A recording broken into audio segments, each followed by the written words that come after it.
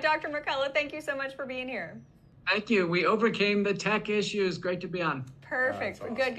Okay, here in Washington, stuff is blooming out the yin yang. Pollen is everywhere. I hear so many people sniffling and snarfing and coughing and huffing.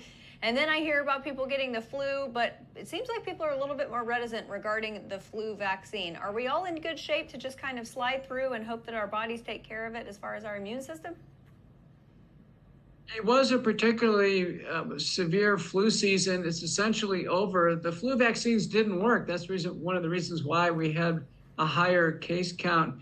But people are through this now. We recommend nasal sprays and gargles twice a day. Wellness Company has immune mist. That's fine to use. Everybody should do it twice a day. I just flew yesterday on the airplane. Let me tell you, 300 people on the airplane, somebody is carrying a virus. Definitely true. Definitely true. That's what makes those products so great. Sir, you've been talking about some interesting new developments. It used to be a dirty I word, ivermectin, but today it's coming back into fashion the way it used to always be, ivermectin and membedelazole. I think I made a masterpiece. You got it. But the new off-label potential for that. Talk a little bit about what you're seeing there and maybe some openness in the scientific community to go back to science and not politics. First, let's take the on-label use of ivermectin and mebendazole. They're antiparasitics. The CDC has been telling us for years that parasite infections are probably underdiagnosed in Americans, particularly sushi eaters, people traveling. We have so many different circumstances. So those drugs are indicated for parasitic infections or even what's called a parasite cleanse when they're suspected and we can't nail down the genus and species. But the off-label use now, based on growing amounts of critical information, is actually in cancer care once everything else has been done in terms of conventional treatment. Wow, that's incredible. Huge.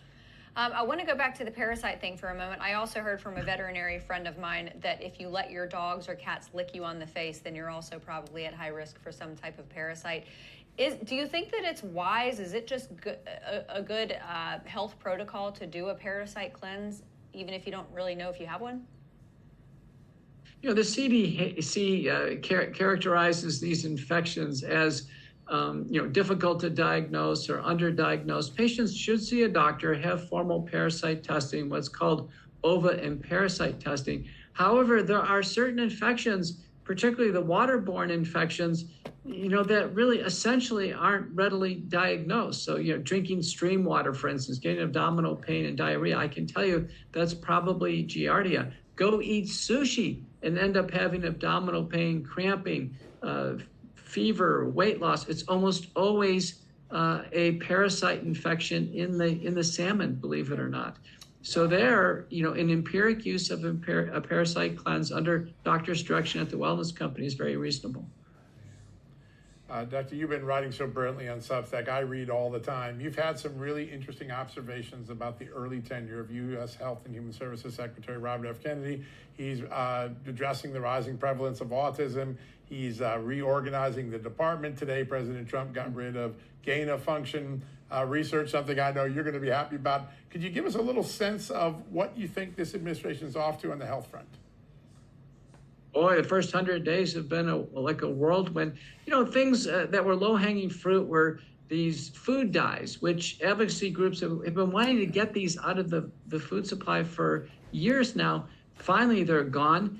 The CDC dropped a bombshell in terms of the autism epidemic, and RFK used the right word. It's an epidemic, and now an all-hands-on-deck investigation into, what are the risk factors for autism. We've got to slow this down now. Profound autism, which means an IQ less than 50, 24/7 care, can't use the bathroom unassisted. That's now 27% of the entire autism spectrum. Wow. That means states like California, 1% of children are that severely affected. God, this is profound. I just want to start back where we began with regards to the gargle and the nasal spray. I know a lot of people are going to have questions about that. They can find that on the Wellness Company website. Yeah, Wellness Company features Immune Mist as a set of products, but there are a whole range of products. Some of my favorites outside the Wellness Company include Clear, Xlear, and Spry, Spry. It has to be comfortable. It's got to be done every day. Don't wait until you're sick. Absolutely. That's really smart. The emergency kits have ivermectin in them as well, right, sir?